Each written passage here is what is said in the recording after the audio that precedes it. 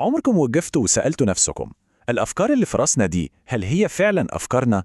في تحليلنا اليوم رح نغوص في أفكار الكاتب ريبر هيبون عشان نكتشف كيف إعلام المهيمن مو بس يشكل آرائنا، لا بل يوصل لمرحلة تفكيك ثقافات كاملة.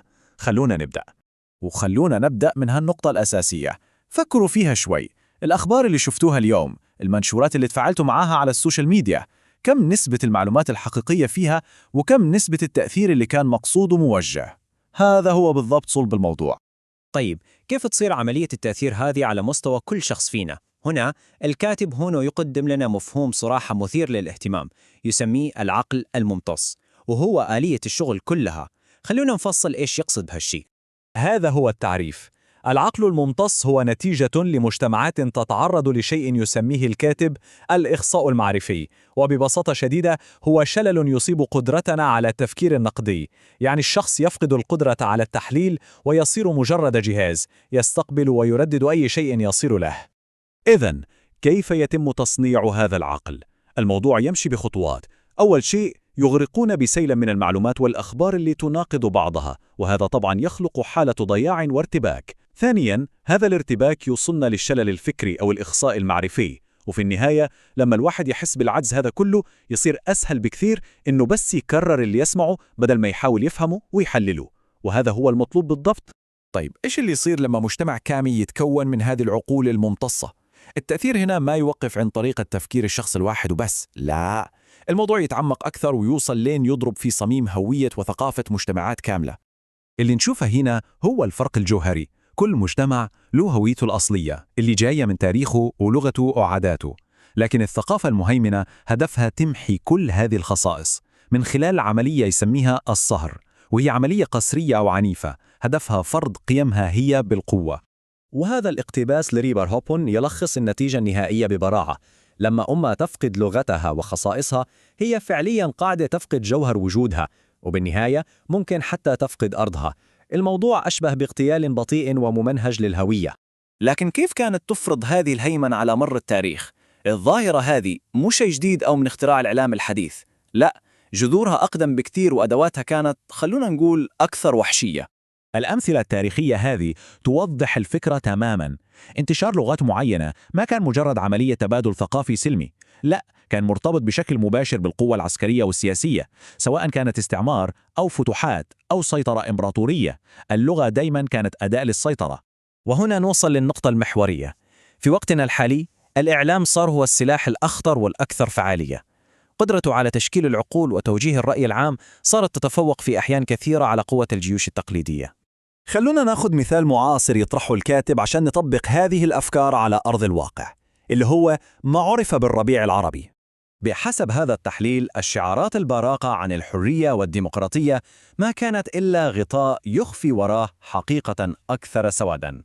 الهدف الحقيقي زي ما يشوفه هوبون كان اقتصادي بحت، استنزاف موارد المنطقة وإعادة رسم خريطة السيطرة عليها لصالح القوى الكبرى. وسوريا هي المثال الأوضح يمكن على هذا الصراع.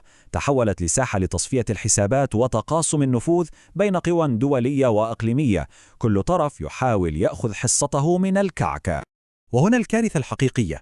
وسط كل هذه الحروب الاقتصادية، الإنسان هو الذي ينسحق، يتحول لمجرد رقم في إحصائيات اللاجئين أو قصة تستغل في الإعلام، أو في النهاية يصير مجرد مادة رخيصة تخدم مصالح القوى الكبرى.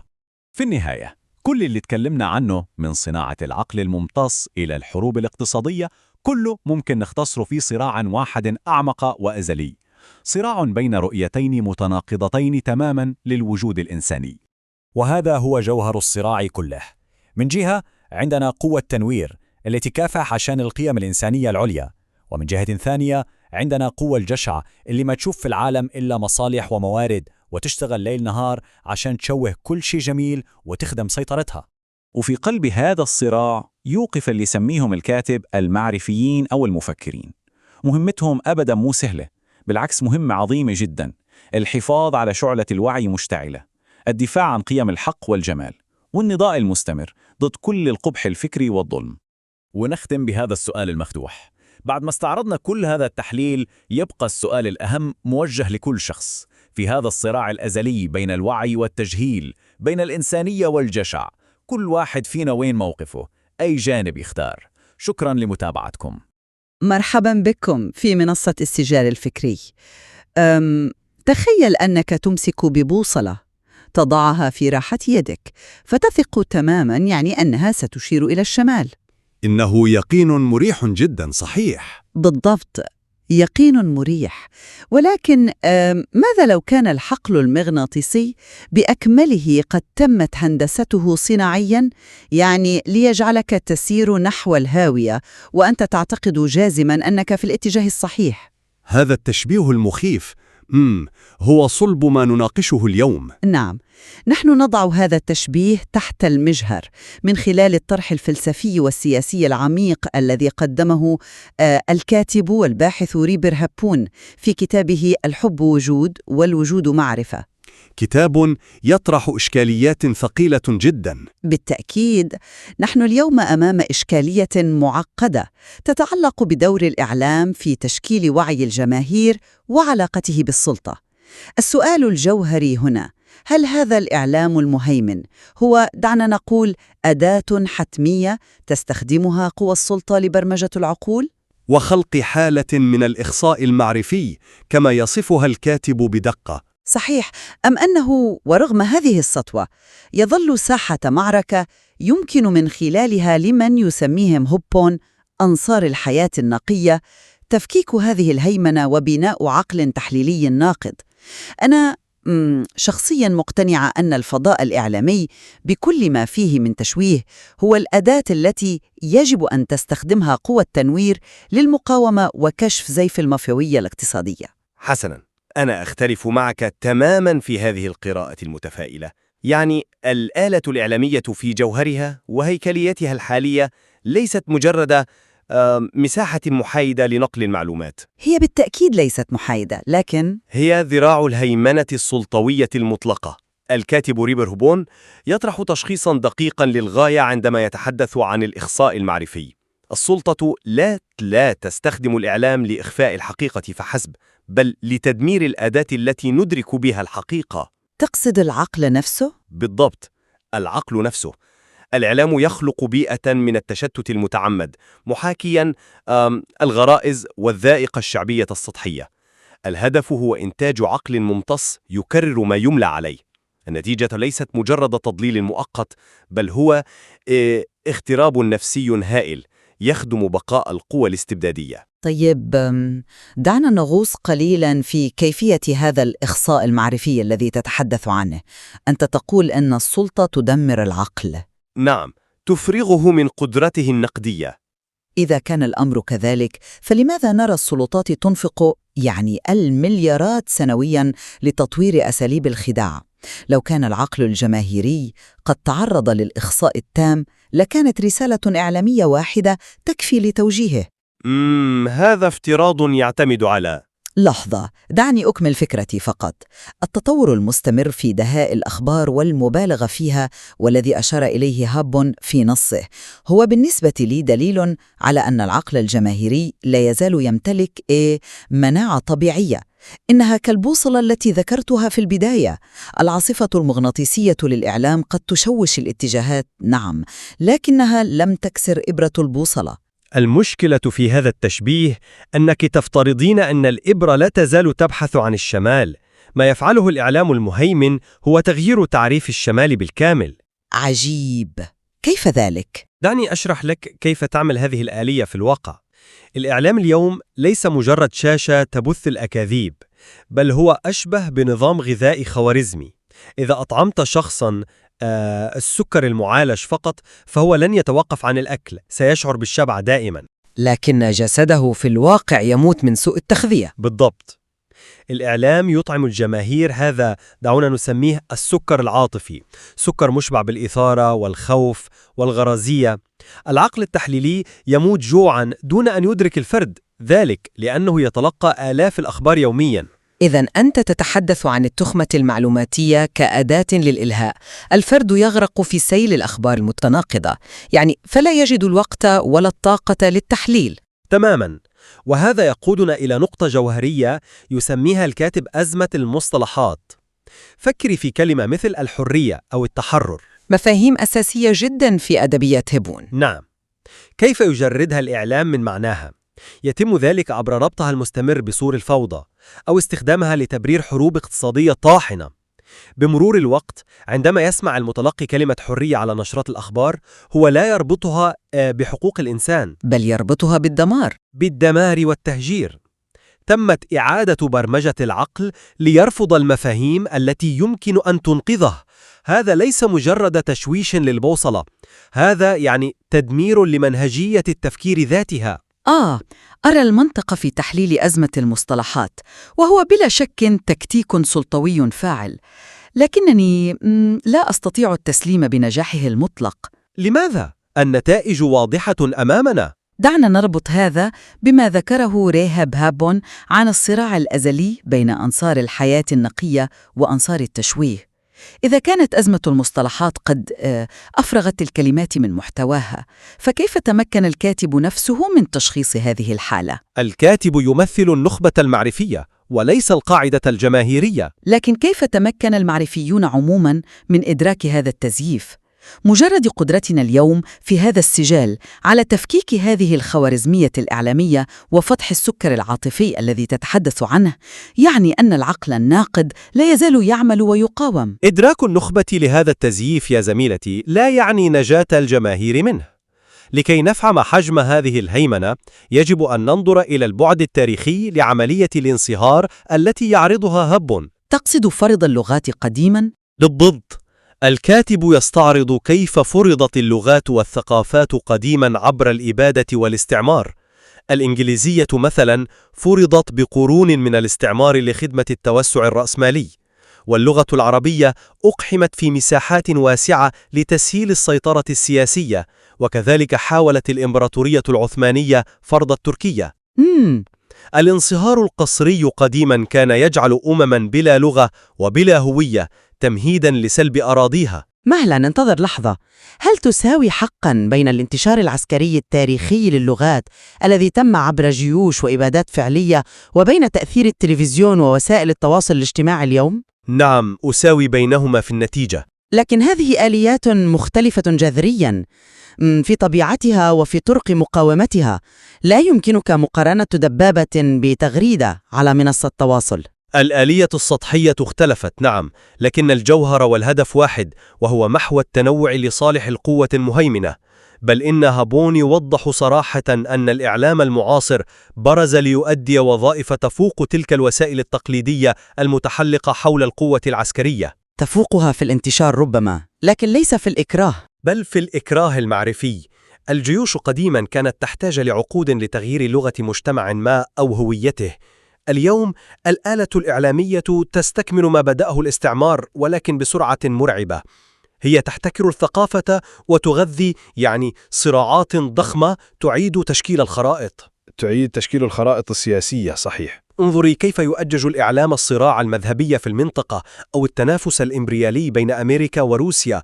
الإعلام هو أداة الصهر الحديثة التي تذيب الهويات المحلية وتجبر الجماهير على الاصطفاف خلف إحدى هذه القوى الكبرى. وهنا تحديدا يكمن جوهر خلافي معك.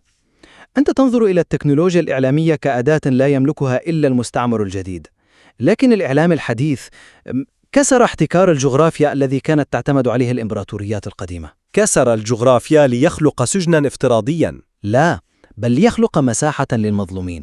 تاريخيا عندما فرضت اللغات والسياسات عبر الاستعمار لم يكن لدى الشعوب المقهورة أي منبر لتوثيق سرديتها أو لرفع مظلوميتها. كان الصوت العسكري هو الوحيد. هذه نقطة. اليوم المعرفيون وأبناء الوجود كما يسميهم النص يستخدمون ذات الأدوات الإعلامية لخلق ما يصفه الكاتب ببيئة نظيفة للإبداع. إذا كانت الآلة الإعلامية تستخدم لتأجيج صراع نفوذ إقليمي، فهي نفسها الآلة التي سمحت للمثقفين بتشريح هذا الصراع. ولكن من الذي يستمع إلى هؤلاء المثقفين إذا كانت البنية التحتية للمجتمع قد دمرت؟ البنية التحتية تتضرر، لكن الوعي يتراكم. للرد على نقطتك، دعنا نناقش واقع التنظيمات الكردستانية والشرق أوسطية كما شخصها النص. أنت تفترضين وجود مجتمع مدني أو تنظيمات قادرة على استغلال الإعلام للمقاومة الفكرية. هي موجودة وإن كانت تعاني. لكن ريبر هوبون يضعنا أمام واقع مرير. هذه التنظيمات التي كان يفترض أن تقود حركة التنوير تمت هندستها واختراقها من قبل منظومة الاستبداد. لقد تحولت إلى قوالب نمطية خاوية لا حياة فيها ولا إبداع. وكيف يؤدي هذا الخواء التنظيمي إلى ما تصفه بالاغتراب النفسي التام عبر الإعلام؟ أريد أن أفهم الرابط المباشر هنا، لأنني لست مقتنعة بعد. الرابط وثيق جدا. عندما تدرك الجماهير أن المؤسسات والتنظيمات التي تدعي تمثيلها والدفاع عن قضاياها هي في الحقيقة مخترقة وتعمل لصالح المستبد، يحدث انهيار كامل في الثقة. إزمة الثقة. هذا هو الاغتراب النفسي. الفرد يصبح معزولا، فاقدا للثقة في واقعه وفي أقرانه. وفي لحظة العزلة هذه تتدخل قنوات الإعلام التحريضية. الفرد المغترب نفسيا والمحبط هو أسهل فريسة للإعلام الذي يروج للتعصب والحروب. إذن أنت ترى أنها حلقة دائرية مغلقة؟ بالضبط. السلطة تفرغ التنظيمات من محتواها لتزرع الشقاق، ثم تستخدم الإعلام لتوجيه هذا الشقاق نحو تدمير ذاتي. الاغتراب هنا ليس نتيجة جانبية، بل هو منتج مقصود لضمان أن يكون المواطن أداة طيعة. تشخيص مؤلم، ولا أنكر حسناً دقته في وصف واقع العديد من التنظيمات الشرق أوسطية. لكن ألا ترى أن فعل التشخيص بحد ذاته يكسر هذه الحلقة المفرغة؟ لا أعتقد أن التشخيص وحده يكفي لكسرها. دعني أوضح فكرتي. نعم، التنظيمات الكلاسيكية أصابها الخواء، لكن قدرة المعرفيين على فضح هذه الهيكليات النفعية إعلامياً هو الخطوة الأولى لتجاوز حالة التجهيل. الاغتراب النفسي يتغذى على الجهل والوهم. يتغذى عندما يعتقد الفرد أن التنظيم الفاسد هو أمله الوحيد. أما عندما يتم تسليط الضوء عبر فضاءات المعرفة الحرة على كيفية اختراق السلطة لهذه التنظيمات وكيفية عمل قنوات التحريض، فإننا نبدأ في تفكيك هذا الاغتراب. الكاتب لم يطرح هذا التشخيص ليعلن الاستسلام. هو لم يعلن الاستسلام صحيح، لكنه حذر من كارثة. بل قال بوضوح إن هناك تآمراً، وهذا التآمر يستدعي من المعرفيين الحفاظ على، وأقتبس هنا، حيوية المواجهة بروح فكرية أخلاقية. حيوية المواجهة الفكرية مصطلح جميل جدا، لكنه يبدو مثاليا بعض الشيء عندما نصطدم بالواقع الدموي للشرق الأوسط. نحن لا نتحدث عن سجال في أروقة الجامعات، بل نتحدث عن دماء وتهجير. أنا لا أقلل من حجم المأساة إطلاقاً. والذي يثبت كيف يبتلع الإعلام أي مقاومة، ما سمي بالربيع العربي. تقصد كيف تم توظيف طموحات الشعوب إعلامياً؟ بالضبط. لقد تم التسويق لهذا الحدث عبر الآلة الإعلامية العالمية والإقليمية كمعركة من أجل التحرر. تم استخدام كل المصطلحات البراقة لتجييش عواطف الجماهير. ولكن ما هي الحقيقة التي يضعنا الكاتب أمامها؟ الربيع العربي لم يكن سوى فرمان لتغيير أنظمة واستبدالها بأخرى تلبي متطلبات قوى تشن حروبا اقتصادية لاستنزاف الشرق الأوسط. قراءة قاسية، لكنها تستند إلى وقائع جيوسياسية. الإعلام هنا لم يكن مساحة للمواجهة الفكرية، لقد كان الغطاء الساحر لهدف اقتصادي بحت يتمثل في تقاسم النفوذ بين المحاور الدولية، أمريكا وروسيا ولوحيقهما. والنتيجة الإنسانية كانت فادحة. النتيجة الحتمية: تم تحويل الإنسان الشرق أوسطي إلى نازح مشرد، أو بكلمات الكاتب الدقيقة والقاسية جدا، تحول إلى مادة رخيصة لوسائل الإعلام. عندما يحولك الإعلام إلى مجرد رقم للنازحين في نشرة أخبار تمولها الدول التي قتلتك، كيف يمكن الحديث عن بيئة نظيفة للإبداع؟ أستمع إليك وأدرك تماماً قسوة هذه المقاربة، وهي واقعية تعكس حجم المأساة التي نالت من شعوب المنطقة. تحويل الإنسان إلى مادة رخيصة لوسائل الإعلام هو ربما أدق وصف لحالة الاستلاب الحديثة. لكن دعنا نتوقف عند مسألة السببية والمعرفة. تفضلي. كيف عرفنا نحن أن هذا الربيع تحول إلى غطاء لحرب اقتصادية؟ كيف أدركنا أن ما يحدث هو في الواقع نسخة جديدة من اتفاقية سايكس-بيكو لتقسيم النفوذ بين أمريكا وروسيا وإيران وتركيا؟ عرفنا ذلك من خلال النتائج الكارثية على الأرض، من خلال تدمير المدن. النتائج وحدها لا تكشف النوايا ولا تشرح الآليات. تاريخياً، في حقبة الاستعمار الأولى كانت القوى الكبرى تقسم الشعوب وتبيد مجتمعات بأكملها، ولم يكن العالم ليعرف بتفاصيل المؤامرات إلا بعد عقود طويلة، يعني من فتش الأرشيفات السرية. وجهة نظر. اليوم نحن نقرأ المشهد بهذه الدقة ونطلق عليه سايكس-بيكو جديد، لأن الفضاء الإعلامي والمعرفي رغم كل ما يعتريه من تلوث سياسي أتاح للصحافة الاستقصائية وللمفكرين أمثال راي برهيفن كشف هذه الصفقات على الهواء مباشرة. ولكنه كشف لم يوقف المذبحة. لم يوقفها فوراً، نعم، لكن سقوط أقنعة الدول الكبرى وانكشاف لعبة المافيوية الاقتصادية أمام الرأي العام العالمي ما كان ليحدث لولا وجود هذه التكنولوجيا التي نحاول الانعتاق من قيودها. المعرفة التراكمية التي تتشكل اليوم حول آليات القمع هي في رأيي السلاح الاستراتيجي لمنع إعادة إنتاج هذا الاستعباد مستقبلاً. المشكلة في استنتاجك هذا أنك تعتمدين على افتراض أن المعرفة تكفي لردع القوة المادية العارية. ماذا يفيد المواطن المشرد أن يعرف أنه ضحية سايكس-بيكو جديد وهو لا يملك سقفاً يأويه؟ المعرفة ليست طرفاً، المعرفة هي بداية الحل. هوب يحذر بوضوح من أن العالم يقف على محك حرب وشيكة وسباق تسلح محموم. الآلة الإعلامية لا تكتفي بتزييف الحاضر، بل هي تهيئ الجماهير سيكولوجياً لتقبل الكوارث العسكرية القادمة كأنها قدر محتوم. التهيئة السيكولوجية موجودة، لا أختلف معك. إدراك بعض النخب أو حتى جزء من الجماهير لحقيقة هذه المافيوية الاقتصادية لا يعطل عمل ماكينة الحرب.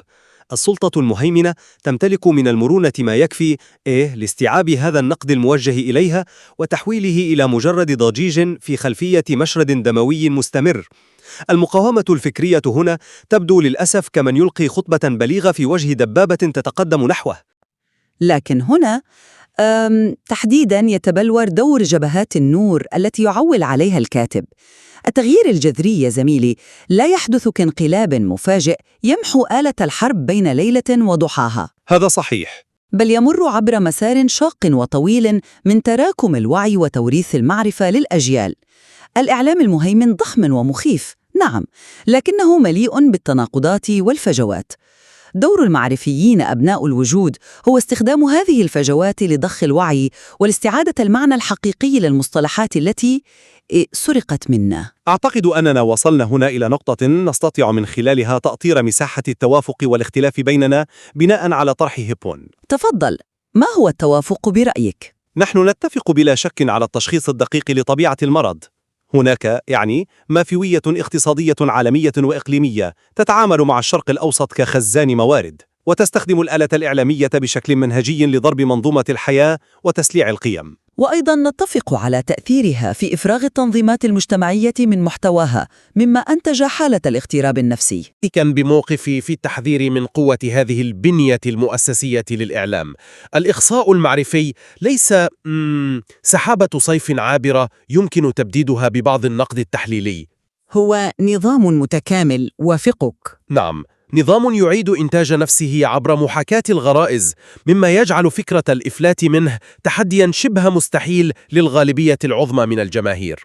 وأنا أثمن جداً تركيزك على قوة هذه الهيكلية وعمق تأثيرها. الاستهانة بقدرة الآلة الإعلامية للسلطة هو أولى خطوات الهزيمة الفكرية. نحن بالفعل نتقاطع في إدراكنا لآليات القمع والاستغلال. إذن أين الاختلاف الجوهري؟ موقفي ينطلق من قراءة للجانب الوجودي في معادلة النص، العلاقة بين المعرفة والوجود. الصراع بين قوة التنوير وقوة الجشع يمتد عبر التاريخ. ورغم أن الإعلام المعاصر يمنح السلطة أدوات غير مسبوقة للسيطرة، فإن قدرة الإنسان على الابتكار في المقاومة تتطور بالتوازي. المعرفة تنتصر على الدوام في قدرتها على الإبقاء على شعلة العقل النقدي حية وسط عواصف التزييف. إنها بالفعل جدلية عميقة ومفتوحة. نص الحب وجود والوجود معرفة لا يعطينا نهايات سعيدة جاهزة، بل يضعنا أمام مسؤولية ثقيلة لنتأمل كيف تصنع استجاباتنا وكيف تصاغ أفكارنا في كل مرة نتعرض فيها لسيل الأخبار اليومي. تماماً.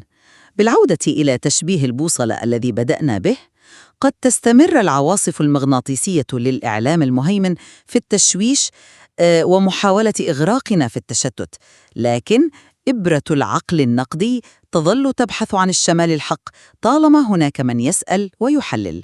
سنترك لكم مستمعين الأعزاء بوصلتكم الخاصة لتتأملوا في هذه المفاهيم وتقرروا بأنفسكم موقعكم من هذا الصراع الفكري. شكراً لمرافقتكم لنا في هذه الرحلة التحليلية.